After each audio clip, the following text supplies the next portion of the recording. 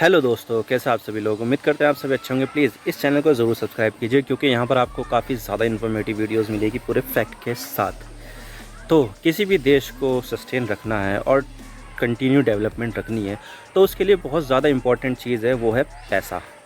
और पैसों को पाने के लिए बहुत सारी सरकारें जो है वो बिज़नेस करती हैं या फिर कर्ज लेती है। बिज़नेस करने का उदाहरण मैं बता देता हूँ कि जैसे कि इंडिया में बहुत सारी पब्लिक सेक्टर अंडरटेकिंग्स हैं जो सरकार चलाती है, जिससे सरकार बिजनेस करती है, पैसा कमाती है, कर्ज लेती है सरकार, जिससे इनफ्लो बना रहे, जिससे डेवलपमेंट जो है कंटिन्यू चलती रहे। और सरकारें पैसे के इनफ्लो को बनाए रखने के लिए कर्जे लेती हैं, और कर्ज किस सूरत में लेती है, वो बॉन्ड की शक्ल में लेती है कर्ज, और जिस पर सर्टेन अमाउंट ऑफ इंटरेस्ट जो है वो पेएबल होता है। लेकिन क्या हो कि अगर सरकारें उस पेमेंट को ना करें, ना तो इंटरेस्ट पेमेंट और ना ही कैपिटल पेमेंट। अभी रशिया ने ही ऐसा ही किया है। रशिया ने सॉवरेन बॉन्ड जो होते हैं, जो विदेशी कर्ज होते हैं, उसका पेमेंट ही नहीं किया है। और ऐसा 100 साल में, यानी कि 100 साल में, पिछले 100 साल में पहली बार हुआ है कि जब रूस ने डिफ़ॉल्ट कर दिया है। तो क्या है ये वो कारण जिसकी वजह से रूस ने डिफ़ॉल्ट कर दिया है? इसके पीछे की क्या वजह है? क्या इसके पीछे रूस और यूक्रेन का वॉर जिम्मेदार है? आज इसके बारे में पूरी डिटेल के साथ बात करते हैं, लेकिन उससे पहले हम न्यूज़ आर्टिकल्स देख लेते हैं। NDTV ratings agency Moody's confirmed Russia's defaulted on foreign debt. The missed payment follows a series of unprecedented Western sanctions that have increasingly isolated Russia following its invasion of Ukraine. और इसी तरह से India Today, Russia defaults on foreign debt for first time in a century as payment deadline expires. Russia defaulted on its foreign currency sovereign debt for the first time in a century following the expiry of a key payment deadline. तो यहाँ पर रूस default कर दिया है, यानी कि वो डेट यानी कि कर्ज की पेमेंट को टाइम से पूरा नहीं कर पाया, और ये पिछले 100 सालों से भी ज़्यादा समय में पहली बार ऐसा हुआ है। लास्ट टाइम 1980 में रूस ने डिफ़ॉल्ट किया था, जब रूस वर्ल्ड वॉर में जर्मनी से बुरी तरह से हार गया, तो तब रूस फर्स्ट वर्ल्ड वॉर से पीछे हट गया था। और इसके बाद रूस में बोल्शेविक क्रांति शुरू हो गई थी, जिसे हम अगस्त क्रांति के नाम से भी जानते हैं। और रूस के ज़ार, जो रूस में जो ज़ार जो है राजा को बोला जाता था, तो बोल्शेविक क्रांति ने रूस के जार को उखाड़ फेंक दिया और लेनिन और स्टालिन जैसे नेता निकलकर सामने आया और यूएसएसआर नाम का देश बना दिया। तो रूस ने तब डिफ़ॉल्ट किया था, और उस समय रूस बहुत ही नाजुक हालत से गुजर रहा था, और रूस ने अब डिफ़ॉल्ट कर दिया है, जिससे रूस सैंक्शंस लगने के बाद ग्लोबल फाइनेंशियल सिस्टम से और दूर हो जाएगा। तो रूस ने यहाँ पर कर्ज ले रखा था। अब कोई देश कर्ज लेता है तो उसके लिए वो देश बॉन्ड जारी करता है, तो रूस ने भी यहाँ पर बॉन्ड जारी किया था, जिसके इंटरेस्ट की पेमेंट तो 27 मई तक थी, लेकिन 30 दिन का ग्रेस पीरियड भी था उसमें कि चलिए लीजिए, अगर आपने पेमेंट नहीं किया तो 30 दिन हम और दे देते हैं आपको, आप पेमेंट कर दीजिए 30 दिन में। तो ये जो ग्रेस पीरियड था वो 27 जून को ही ख़त्म हो गया, जिससे ये कंफर्म हो गया कि रूस ने डिफ़ॉल्ट कर दिया है। तो सवाल ये आता है कि वो कौन से बॉन्ड थे जिसके इंटरेस्ट की पेमेंट रूस नहीं कर पाया। तो यहाँ पर दो बॉन्ड थे जिसकी कीमत दोनों को मिलाकर $100 मिलियन थी, यानी कि एक बॉन्ड $50 मिलियन का हो सकता है, जिसमें $1 में था तो दूसरा यूरो में था, जो यूरोपियन यूनियन की करेंसी है। और इसकी पेमेंट की डेट तो पिछले महीने ही निकल गई थी, लेकिन 30 दिन का जो ग्रेस पीरियड था वो संडे को एक्सपायर हो गया, यानी कि 27 जून को एक्सपायर हो गया। और ये जो बॉन्ड ले रखे थे वो ताइवान के लोगों ने ले रखे थे, और उन्होंने ये बोला है कि उन्हें अभी तक इसका पेमेंट नहीं मिला है। लेकिन सवाल यह था कि रूस के ऊपर कितना कर्ज है।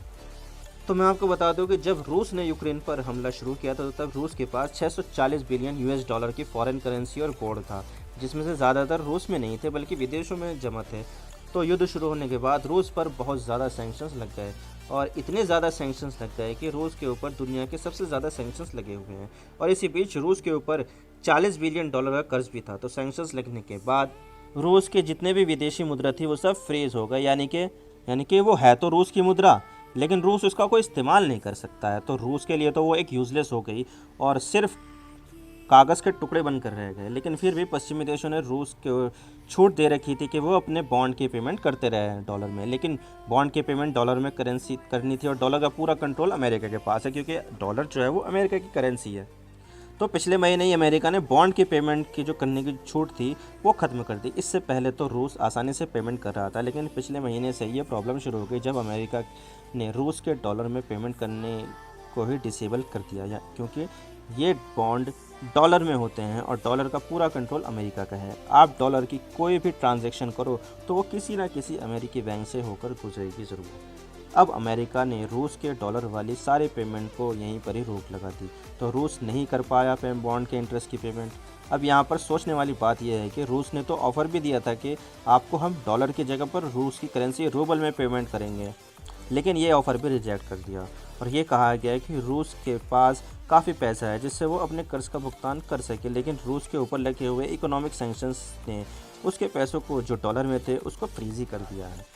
इस पर रूस के ड्यूमा के ऊपर हाउस के स्पीकर कोसाचेव ने कहा है कि रूस ने कोई डिफ़ॉल्ट नहीं किया है, बल्कि ये तो मैन मेड कोलैप्स है इंटरनेशनल फाइनेंशियल सिस्टम का।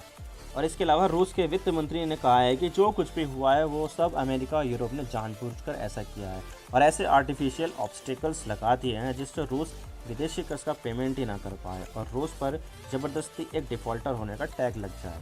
तो ये कहा है रूस के फाइनेंशियल मिनिस्टर ने, जो सही भी है क्योंकि देखा जाए तो रूस के पास बहुत ही बड़ा विदेशी मुद्रा भंडार है जो शायद इंडिया से भी बड़ा है, जो 640 बिलियन यूएस डॉलर का है और उस पर सिर्फ 40 बिलियन यूएस डॉलर का ही कर्ज है। तो क्या ये भुगतान नहीं कर सकता है? बिल्कुल कर सकता है। उसके पास इतना पैसा है कि वो चाहे तो एक हफ्ते में सारा पेमेंट कर सकता है, लेकिन उसका पूरा विदेशी मुद्रा भंडार ही फ्रीज हो गया है, तो रूस के लिए वो यूजलेस बन गया है, तो वो इस्तेमाल ही नहीं कर सकता। और ऐसा नहीं है कि रूस ने डिफ़ॉल्ट पहली बार किया है, उसने बोल्शेविक क्रांति जो 1918 में हुई थी तब डिफ़ॉल्ट किया था, उसको भी 104 साल हो गए हैं और इसी बीच रूस ने कभी डिफ़ॉल्ट नहीं किया है। एक समय आया था कि यूएसएसआर टूट गया था और तब रूस आर्थिक रूप से बहुत ज़्यादा कमज़ोर हो गया था, तो 1998 के आसपास उसने तब घरेलू कर्जा जो था वो डिफ़ॉल्ट किया था। तब भी रूस विदेशी कर्ज की पेमेंट कर रहा था और ये डिफ़ॉल्ट भी उसने रिकवर कर लिया था क्योंकि तब बोरिस येल्त्सिन को हटाकर पहली बार पुतिन सत्ता में आए थे। लेकिन सवाल ये आता है कि हम कैसे जानें कि किसी देश ने डिफ़ॉल्ट कर दिया है, क्योंकि हमें तो ये तो पता है कि रूस ने डिफ़ॉल्ट कर दिया है, लेकिन ये फॉर्मल तरीके से नहीं है ना, फॉर्मली भी तो होना चाहिए। हम सिर्फ ये वर्बली जानते हैं कि रूस ने डिफ़ॉल्ट कर दिया है। तो फॉर्मल तरीके से किसी को डिफ़ॉल्ट घोषित करना है तो जो रेटिंग एजेंसी होती है जैसे कि S&P और मूडीज़, ये रेटिंग एजेंसी रेटिंग घटा देती है और इसे कोर्ट के भरोसे भी छोड़ दिया जाता है। फॉर्मल तरीके से किसी देश को डिफ़ॉल्ट करने के लिए जो बॉन्ड होल्डर्स हैं, जो डिफ़ॉल्ट होने की सूरत में इंश्योरेंस पॉलिसी लेते हैं, वो एक फाइनेंशियल कमेटी बनाने के लिए कह सकते हैं ताकि जो पेमेंट नहीं हुआ है उसको पेमेंट करने को कह सकें, लेकिन फिर भी ये डिफ़ॉल्ट होने की घोषणा नहीं है। फॉर्मल तरीके से किसी को डिफ़ॉल्ट घोषित करना है तो उसके लिए जितने भी बॉन्ड होल्डर्स हैं उसमें से 25% ने अगर ये कह दिया है कि उन्हें अपने बॉन्ड की पेमेंट नहीं मिली है, जब ऐसा हो जाए तो रूस के बाकी के जितने भी बॉन्ड हैं वो सब डिफ़ॉल्ट कर जाएंगे। यानी कि एक बॉन्ड अगर 100 मिलियन का और उसमें से 25% बॉन्ड होल्डर ने कह दिया है कि उन्हें पेमेंट नहीं मिला है, तो रूस का जो टोटल विदेशी कर्ज है वो पूरा का पूरा डिफ़ॉल्ट हो जाएगा और इसके बाद बॉन्ड होल्डर्स कोर्ट जाकर सोल्यूशन या पेमेंट मांग सकते हैं।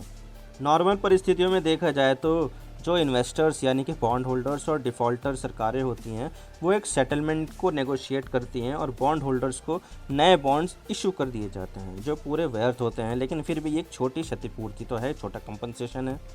लेकिन यहाँ पर तो रूस पर भर भर कर सैंक्शंस लगे हुए हैं, तो रूस यहाँ पर ये बॉन्ड होल्डर्स के साथ कोई डील भी नहीं कर सकता है और किसी को ये भी नहीं पता है कि रूस और यूक्रेन का युद्ध कब होगा, तो कुछ पता नहीं है कि ये कब होगा और कब सैंक्शंस हटेंगे और कब इनका सेटलमेंट होगा, कुछ नहीं पता है। और अगर एक बार जब कोई देश डिफ़ॉल्ट करता है तो वो देश बॉन्ड मार्केट से ही कट जाता है, यानी कि बोरोविंग मार्केट से कट जाता है और तब वापस बॉन्ड मार्केट में नहीं आता है जब तक वो अपने पुराने बॉन्ड का हिसाब किताब नहीं करता है और जो इन्वेस्टर्स हैं उनका भरोसा कायम नहीं होता है तब तक। लेकिन रूस तो पहले से ही बोरोविंग मार्केट से पूरी तरह से कट चुका है और रूस का वापस बोरोविंग मार्केट में आना एक बहुत ही मुश्किल काम भी है। लेकिन रूस अपने डोमेस्टिक मार्केट से तो पैसा उठा ही सकता है और रूस अभी भी अपने डोमेस्टिक मार्केट से रूबल में पैसा उठा रहा है, लेकिन सवाल ये आता है कि इसका इम्पैक्ट क्या होगा। तो देखिए, जब से रूस ने यूक्रेन पर वॉर किया है तो तब से रूस पर सैंक्शंस लग गए हैं जिससे कोई भी विदेशी कंपनी रूस में व्यापार नहीं करना चाहती और जो भी कर रही है वो वहाँ से बाहर निकल रही है और इससे रूस का जो ट्रेड है वो रुक सा गया है, जो फाइनेंशियल टाइज है वो इफेक्ट हुए हैं।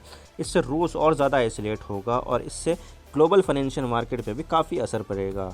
जो लोग बॉन्ड लेते हैं वो इमर्जिंग मार्केट का रुख करेंगे जहाँ पर उन्हें लॉस भी हो सकता है और इससे खाने पीने के प्राइस बढ़ेंगे और दुनिया भर में एनर्जी के प्राइस भी बढ़ेंगे जो अल्टीमेटली पूरी दुनिया में महंगाई को बढ़ाएंगे।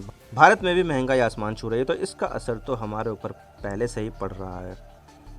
आप क्या सोचते हैं इसके बारे में हमें कमेंट सेक्शन में ज़रूर बताइएगा। मैं हूँ इमरान सिद्दीकी। आप मेरे इंस्टाग्राम पर भी जुड़ सकते हो। आप सिंपली जाइए इंस्टाग्राम में और सर्च कीजिए I_Imran Siddiqui और आप मुझे फॉलो कर सकते हैं। इसके अलावा आप मुझे ट्विटर पर भी फॉलो कर सकते हैं, यहाँ पर भी सेम ही यूज़र नेम है I_इमरान सिद्दीकी। तो दीजिए मुझे इजाज़त, मैं मिलता हूँ आपसे नेक्स्ट वीडियो में। अगर आपको वीडियो थोड़ी सी भी पसंद आए तो चैनल को ज़रूर सब्सक्राइब कीजिए। Thank you for watching, I really appreciate your precious time. God bless you all. Now signing off.